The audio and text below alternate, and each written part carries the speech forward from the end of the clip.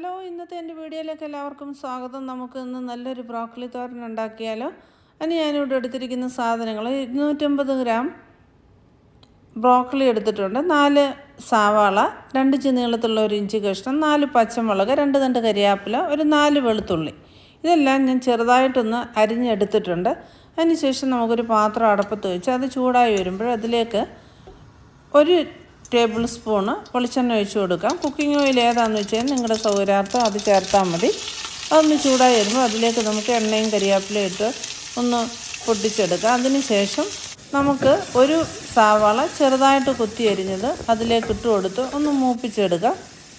അതൊരു brown colour ആവുന്നിടം വരെ നമുക്കത് മൂപ്പിച്ചെടുക്കണം.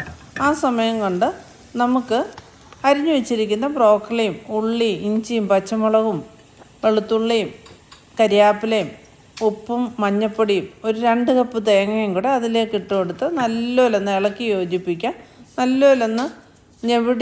നല്ലോലൊന്ന് ഇളക്കി യോജിപ്പിച്ച്, അതായത് ആ ഉപ്പും മഞ്ഞൾപ്പൊടിയും അതിൻ്റെ ആ ഫ്ലേവർ, ഇഞ്ചിയുടെയും പച്ചമുളകിൻ്റെ എല്ലാം കരിയാപ്പിലയുടെ എല്ലാം ഫ്ലേവർ അതിലേക്ക് പിടിക്കത്തക്ക രീതിയിൽ നല്ലോലൊന്ന് ഞെവിടിയെടുത്ത് ഒന്ന് യോജിപ്പിച്ചതിന് ശേഷം നമുക്ക് അടപ്പത്ത് വെച്ചിരിക്കുന്ന, അതായത് കടുക് വറക്കാൻ വെച്ചിരിക്കുന്ന അതിലേക്ക് നമുക്ക് ഇതെല്ലാം ചേർത്ത് കൊടുക്കുക. ഇതിലേക്ക് ചേർത്ത് കൊടുത്ത് നല്ലോലൊന്ന് ഇളക്കി നമുക്കൊരു 5 മിനിറ്റ് അടച്ചു വയ്ക്കാം. വെള്ളമൊന്നും ചേർക്കേണ്ട ആവശ്യമൊന്നുമില്ല. ബ്രോക്കലിക്കകത്ത് തന്നെ വെള്ളമുണ്ട്. ആരും വെള്ളം ചേർക്കരുത്. വെള്ളം ചേർത്താൽ അത് ഒത്തിരി ഓവർ കുക്ക്ഡായി പോവും. ഞാനൊരു 5 മിനിറ്റ് അടച്ചു വെച്ചതിന് ശേഷം അത് തുറന്ന് ഒന്നുകൂടെ ഇളക്കി വയ്ക്കുന്നുണ്ട്. അതിന് ശേഷം ഞാൻ കുറച്ചും കൂടെ തേങ്ങ, ഒരു 1/2 കപ്പ് തേങ്ങയും കൂടെ ലാസ്റ്റിലിട്ട് കൊടുത്ത് നല്ലോലൊന്ന് ഇളക്കി എടുക്കുന്നുണ്ട്.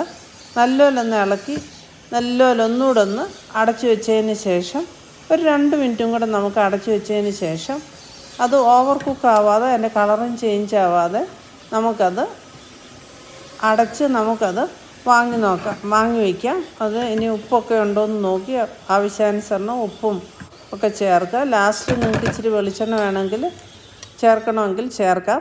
ഞാനിതിപ്പോൾ എല്ലാം ചേർത്ത് റെഡിയാക്കിയിട്ടുണ്ട്. ഇനി നിങ്ങൾക്കിത് ചോറിൻ്റെ കൂടെയും ചപ്പാത്തിയുടെ കൂടെയും ഒക്കെ കഴിക്കാവുന്നതാണ്. നിങ്ങളിത് ഉണ്ടാക്കി നോക്കിയതിന് ശേഷം അഭിപ്രായങ്ങൾ അറിയിക്കുക. Thank you for watching.